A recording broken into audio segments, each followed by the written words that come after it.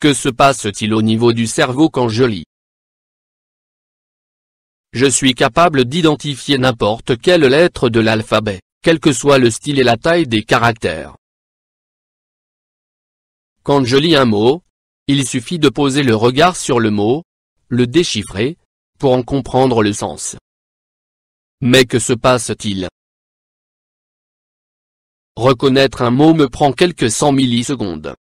Un lecteur aguerri déchiffre 400 voire 500 mots par minute.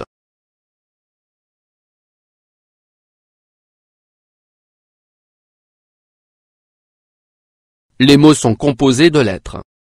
Ces lettres s'associent pour composer des sons, mais les lettres seules peuvent également être associées à un son. Le son que la lettre va produire, ou que l'association de lettres vont produire, s'appelle un phonème en linguistique. Ainsi, dans le mot zapper et le mot saper, à l'oreille, ces deux mots vont se distinguer par le premier phonème que l'on entend. Dans zapper on entend le son z. Mais dans le mot saper, on entend le son se. On a des phonèmes simples comme la lettre T qui fait le son te. Et des phonèmes complexes, comme l'association des lettres B et R qui font le son bre.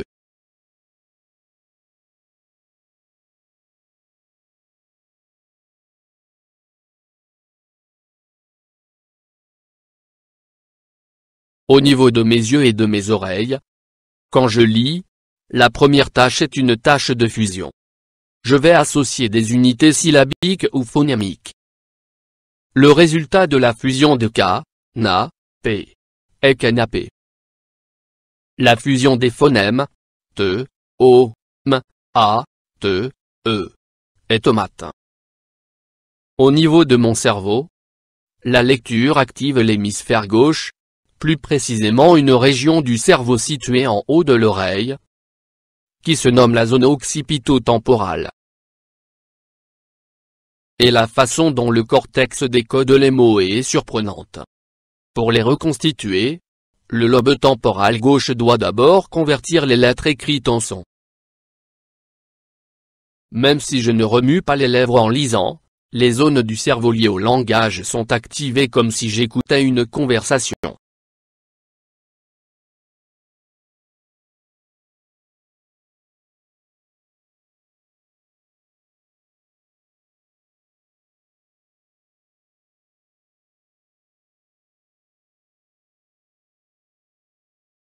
Si je lis, il donne un coup de pied sur le ballon, alors les zones du cortex sollicitées dans l'exécution des mouvements s'animent comme si j'étais réellement en train de bouger. La région associée au mouvement des jambes se met en branle. Donc, comprendre ce qu'on lit, c'est avoir la sensation de vivre les péripéties d'un roman par exemple. On expérimente ce qu'on lit. Et on se crée une image mentale afin d'accéder d'une part, à la compréhension et d'autre part, afin de vivre pleinement l'acte de lire. La lecture doit donc être vécue comme un moment plaisant, de détente et non comme un stress. C'est malheureusement une notion qui n'est pas insufflée par l'école. Car trop souvent, apprendre à lire est perçu par bon nombre d'enfants comme une étape infranchissable pour devenir grand. La société met une telle pression sur les enfants et sur cet apprentissage qui est certes fondamental. Mais si on leur donnait le temps d'apprendre, le temps nécessaire de se construire en arrêtant de leur mettre la pression. On impose à tous les enfants de rentrer dans l'acte de lire, en même temps, certains sont prêts, et d'autres pas du tout, car avec eux, on brûle les étapes, on ne leur laisse pas le temps de s'épanouir et de se développer. Quand j'entends certains petits bouts de 5 ans se demander s'ils arriveront à apprendre à lire, je suis affolé. Car d'une part lire est devenu anxiogène, apprendre est devenu anxiogène. Si notre système éducatif a tant de problèmes, c'est à mon avis à cause de cela. car on a fait de l'école un lieu de contrainte, angoissant voire même violent pour l'enfant. Alors, que l'acte d'apprendre pourrait être vécu si différemment, si on créait autour de l'enfant une communauté d'apprentissage, chargée de l'accompagner sur la route de la construction de son savoir.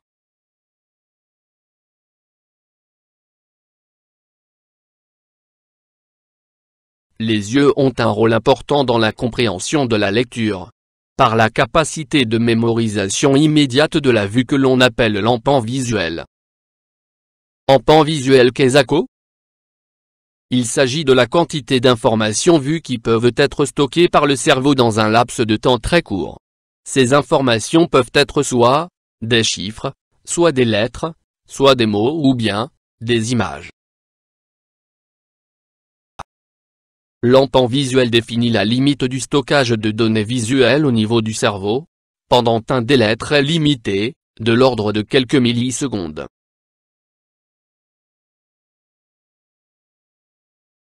Lorsque je lis, mes yeux procèdent dans le texte par bonds successifs. Chacun de ces bonds est entrecoupé de micro-arrêts de fixation pendant lesquels mes yeux vont déchiffrer. Si mon œil pour déchiffrer s'attarde sur les lettres, l'empan visuel sera de cette lettre contiguë.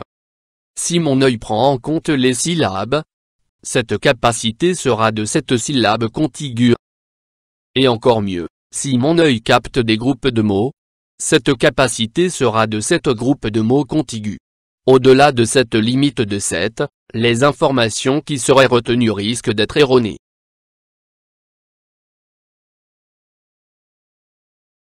Prenons un exemple, la phrase suivante. Ce matin, il s'est réveillé de bonne humeur pour aller chercher les œufs à la ferme qui se situe dans le village voisin. Si mes yeux se focalisent sur les phonèmes. Dans ma phrase, j'ai 94 lettres et 50 phonèmes. Mon empan visuel, étant limité à 7 phonèmes pour que mes yeux puissent déchiffrer et envoyer le message à mon cerveau. On aura ce, m, a, te, un, il, se. Le message envoyé à mon cerveau sera, ce matin, il se. Mes yeux feront un bond pour accéder à l'empan suivant. Quand je serai arrivé à la fin de ma phrase, ma mémoire immédiate aura effacé le début. Donc je ne pourrai pas accéder à la compréhension.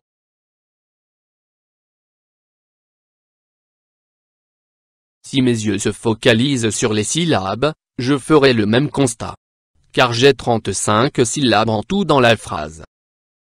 Si mes yeux se focalisent sur les mots, je n'accéderai pas à la compréhension car j'ai plus de 7 mots dans cette phrase.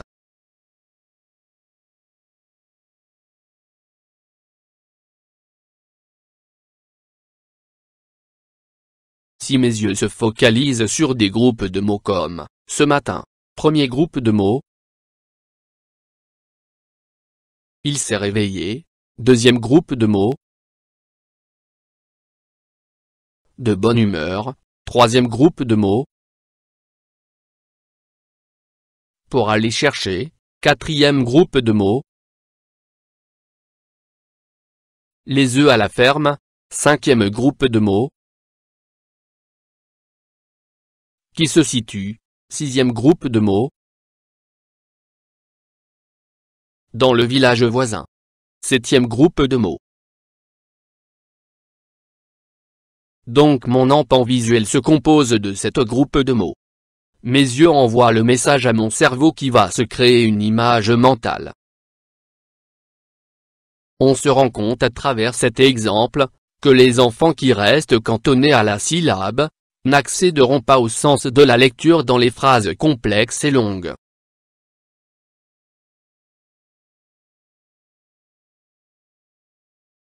Chez les enfants souffrant de dyslexie, cette capacité de mémorisation visuelle est défectueuse, voire absente. Donc il sera important de travailler l'empan visuel. Cela consiste à présenter à l'enfant une série de symboles, dessins ou figures qu'il reproduit immédiatement et de mémoire. Voici quelques séries d'empans qu'il peut être possible de réaliser.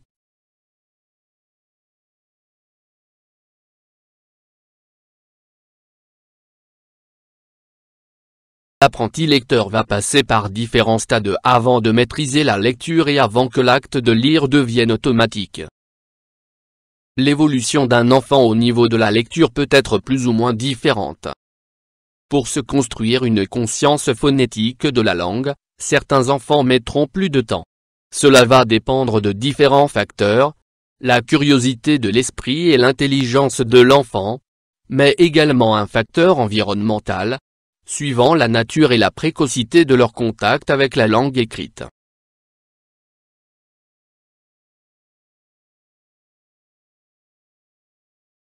Mais avant de se confronter à l'écrit, l'enfant va d'abord entrer dans la maîtrise de la langue orale. Tout être humain parle et communique car nous sommes des êtres qui avons besoin d'échanger entre nous. Apprendre à parler est un processus inné, génétiquement programmé.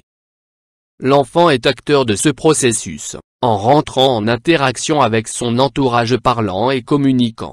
Et, dès le départ, on le constate, s'il y a peu d'interaction entre le tout petit et le monde qui l'entoure, ce dernier aura plus de difficultés à s'approprier l'oral, par rapport à l'enfant placé dans une famille qui le stimulera. Cela aura également des impacts sur l'apprentissage de la lecture.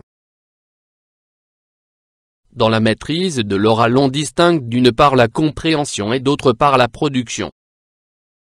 Les étapes de la compréhension débutent dès la vie fœtale. Le fœtus perçoit la voix de sa mère et tout l'environnement autour. Après 6 mois de vie, l'enfant est capable de trier les sons qu'il perçoit, et il a une préférence pour les sons de sa langue maternelle. À 8 mois, il distingue les mots connus au sein d'une histoire. À 10 mois, il accède au sens, à partir d'indices visuels et contextuels. À 1 an, il comprend 20 à 30 mots, à 18 mois, 50 à 80 mots et à 3 ans et demi, il comprend une phrase complexe avec la relative qui. Les étapes de la production. Entre 1 et 2 mois, l'enfant émet des vocalises. Vers 6 mois, il babille. Ces étapes permettent au système phonatoire de se développer. Dans la maîtrise de l'oral, on distingue, avant 1 an, l'enfant va prendre progressivement conscience de la sonorité des lettres. Et après 1 an, où il va commencer à maîtriser le sens des mots.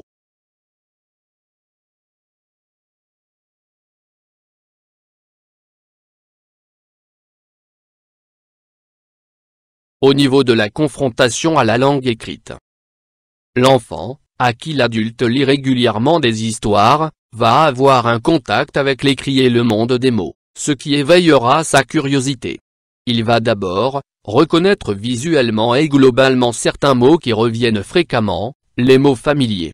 Il reconnaîtra le mot par sa silhouette, par son empreinte, sans tenir compte de l'ordre des lettres.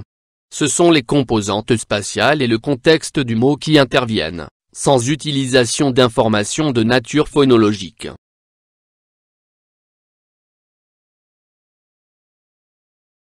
Puis, l'enfant va mettre en correspondance graphèmes et phonèmes.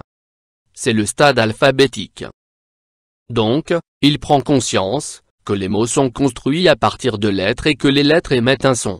Cela traduit un progrès fondamental, la mise en place de la conscience phonologique. C'est-à-dire, la prise de conscience que l'écrit ne code pas que du sens, mais du son. Cette étape, dans l'évolution de l'apprentissage de la lecture, s'appuie beaucoup sur l'oral, car il s'agit d'associer le code écrit et la production orale, de prendre conscience à nouveau de la sonorité de la langue mais cette fois par le biais de l'écrit.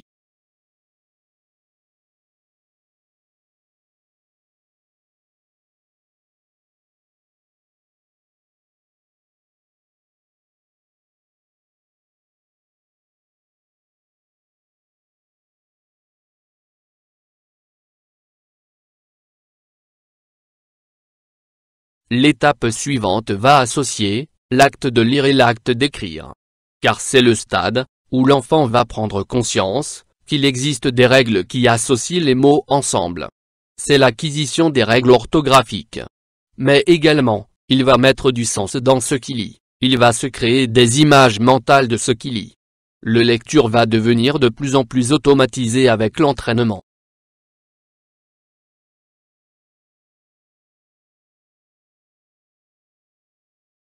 donc il semble important d'adapter l'apprentissage de la lecture en fonction des capacités de l'enfant. On a 3 approches possibles au niveau de la méthode de lecture.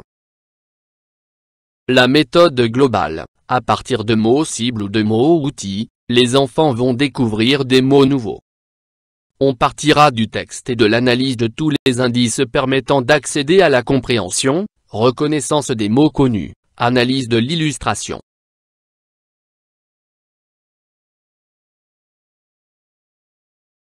Par déduction, et en groupe, on laissera les enfants émettre des hypothèses sur le sens des mots inconnus. Ces hypothèses pourront s'appuyer sur le sens ou sur la construction des mots en s'appuyant sur les mots cibles. La méthode globale étudie les mots dans leur globalité et les mots ne sont pas déconnectés du sens pris dans leur contexte. La méthode globale est valable pour des enfants qui ont déjà une conscience phonologique de la langue et une bonne maîtrise de l'oral.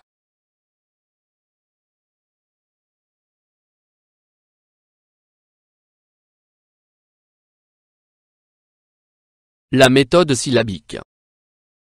On part des lettres que l'on associe pour former des syllabes. Les enfants vont d'abord lire des syllabes avant d'arriver à lire des mots. Contrairement à la méthode globale, on ne part pas du texte. Les mots sont isolés. Avec cette méthode par assemblage, on ne construit pas de sens. Pourtant, il semble plus facile à l'enfant de lire des mots nouveaux et de les écrire.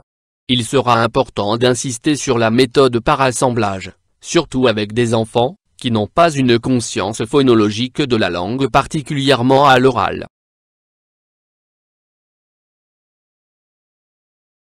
La méthode mixte. Cette méthode associe la méthode globale et la méthode syllabique. On part du texte, on laisse les enfants émettre des hypothèses de sens. Puis on isole les mots inconnus. Ces mots vont être découpés en sons, donc, en syllabes. Ainsi, on met en évidence le son des lettres. Cette méthode est la plus complète. Car on part du sens, et, on met en évidence les règles qui associent les mots puis on décode les mots pour en extraire les sons.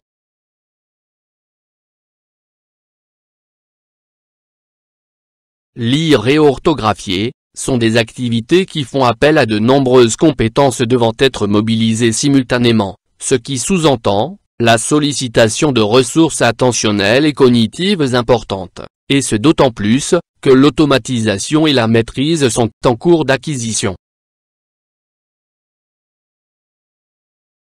Que savons-nous des facteurs qui influent sur la compréhension en lecture? La capacité à comprendre ce qu'on lit dépend de la précision et l'affluence d'identification des mots, le niveau de langage oral, vocabulaire, compréhension syntaxique, pragmatique, l'étendue des connaissances conceptuelles et du monde.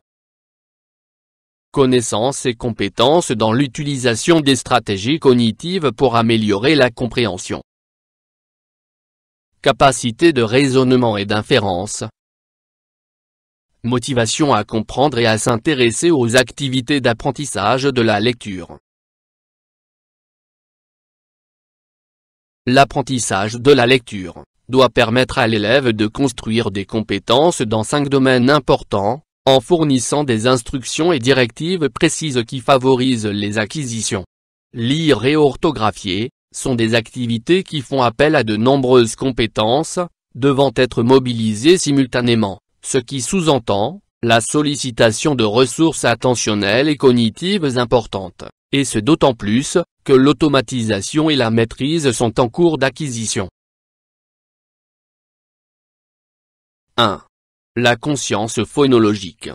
L'enfant doit savoir oralement couper un mot en phonèmes, identifier des rimes, ajouter ou enlever un phonème, inverser des sons. 2. Conversion phonème, lettres. L'enfant doit connaître toutes les lettres et prendre conscience que chaque lettre est associée à un son. Et de manière plus complexe, certaines lettres peuvent s'associer pour former un son plus complexe. À l'inverse, à un son, l'enfant devra retrouver la lettre correspondante. 3. L'affluence. L'affluence est liée à l'empan visuel. L'enfant doit avoir une lecture fluide, donc avoir un empan visuel suffisamment large pour ne pas avoir une lecture annonnée. 4. Le vocabulaire. L'enfant doit se créer une image mentale de ce qu'il lit, pour cela il doit accéder au champ lexical. L'enfant doit développer des capacités métasémantiques, qui lui permettent de reconnaître le code conventionnel et arbitraire de la langue écrite, et de différencier les signifiants des signifiés. 5. Stratégie de compréhension. L'enfant va développer des capacités métasyntaxiques, qui vont l'aider à mieux reconnaître les mots, en particulier pour déchiffrer les homographes et les mots rares et irréguliers, à les intégrer dans une phrase, et à construire la signification globale du texte. L'enfant doit être capable de couper une phrase en mots, à l'oral, comme à l'écrit. Il est capable d'isoler le mot, et d'en chercher le sens, dans le contexte du texte lu. Ainsi il prend conscience qu'un même mot peut avoir plusieurs définitions, suivant son environnement lexical. L'enfant, petit à petit, va se construire les règles orthographiques, car il prendra conscience que dans la phrase les mots ont un sens, mais également jouent un rôle. Et ce rôle est déterminant également dans la compréhension du sens. Si je prends la phrase « Le chat mange la souris ». Le sujet de ma phrase, donc celui qui va faire l'action de manger, c'est le chat. Par contre, si j'écris « Maintenant », le chat est mangé par la souris. Le chat subit l'action, car c'est la souris qui mange le chat. Ainsi, l'enfant va développer la capacité métapragmatique, qui entre en jeu dans la lecture des textes complexes, permettant de dépasser le niveau explicite, pour inférer la signification implicite de ce qui est lu. La mémoire de travail intervient également, dans la stratégie de lecture, elle permet les étapes de segmentation phonologique, de conversion phonographémique, tout en maintenant actives les informations nécessaires à la transcription. Pour savoir lire, il faut que l'enfant maîtrise ses différentes capacités métalinguistiques, il faut qu'il sache décoder, comprendre, mais il faut aussi qu'il ait des connaissances sur ses habiletés, et qu'il sache les contrôler. Il semble qu'il existe une interrelation entre la maîtrise de ses capacités métalinguistiques et l'apprentissage de la lecture. Une bonne maîtrise de ces capacités aide l'apprentissage et les progrès en lecture favorisent leur développement. Les capacités métalinguistiques. Les capacités métaphonologiques. Il s'agit de la capacité à repérer ou à manipuler certains éléments phonologiques dans une production orale, les syllabes ou les phonèmes. Les capacités métasyntaxiques. Il s'agit de la capacité à juger de la grammaticalité d'une phrase. Les capacités métasémantiques. Elles correspondent à la production de définitions et de reformulations. Les capacités métapragmatiques. Il s'agit de la capacité d'adapter son discours à un destinataire donné.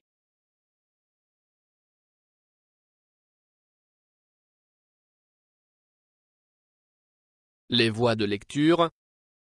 Chez le lecteur, il existe deux voies de lecture automatisées, la voie d'adressage, la voie d'assemblage.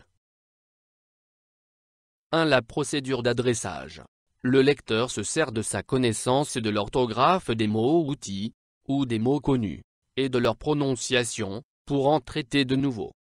C'est la méthode de lecture basée sur la reconnaissance globale des mots. Cette voie fait appel à un lexique interne, progressivement construit au fil des expériences de lecture. Pour des mots irréguliers comme monsieur ou femme, cette procédure autorise la lecture de façon rapide, et tout en gardant un accès au sens. C'est la même chose pour des homophones comme phare, P, H, A, R, E, ou phare, F, A, R. Le lecteur peut les lire rapidement en faisant référence au sens. Pour écrire, les stratégies sont les mêmes qu'en lecture, elles ont pour but d'évoquer l'orthographe d'un mot mémorisé en lexique interne. 2. La procédure d'assemblage. C'est un traitement analytique par décodage des graphèmes et codage des phonèmes. Il s'agit d'isoler et de repérer les lettres, et groupes de lettres, de les convertir en sons, d'assembler les sons obtenus en syllabes, puis en mots c'est l'assemblage, et, enfin, de leur donner du sens. Pour écrire, les stratégies sont les mêmes que pour lire. Segmenter le mot évoqué ou dicté, en syllabes ou en phonèmes. Évoquer les graphies correspondantes, les tracer, respecter le découpage des mots. Il convient de distinguer l'assemblage phonologique automatique et volontaire, mis en place par le lecteur compétent, du déchiffrage lent et laborieux, de l'apprenti lecteur. Les processus évoluent significativement jusqu'à 9 ans en lecture, et 11 ans en transcription. À partir de ces âges, on peut considérer que ces mécanismes sont mis en place, même s'ils continuent d'évoluer lentement jusqu'à l'âge adulte. Le bon lecteur utilise les voies d'adressage et d'assemblage de manière automatique et économique. Cette automatisation permet la vitesse de lecture, l'accès rapide au sens, le lecteur étant libéré de l'effort de décodage, et de la prise en compte des irrégularités, des règles orthographiques. Au niveau de l'apprentissage de la lecture, les partisans de la méthode globale utiliseront principalement la procédure par adressage, tandis que les partisans de la méthode syllabique utiliseront la méthode par assemblage. Or on constate qu'un lecteur performant utilisera les deux procédures. Mais, méthode globale ou syllabique, elle repose sur les mêmes présupposés. Commencer par identifier les mots d'un texte, pour comprendre le texte, et recourir au déchiffrage, avant ou après.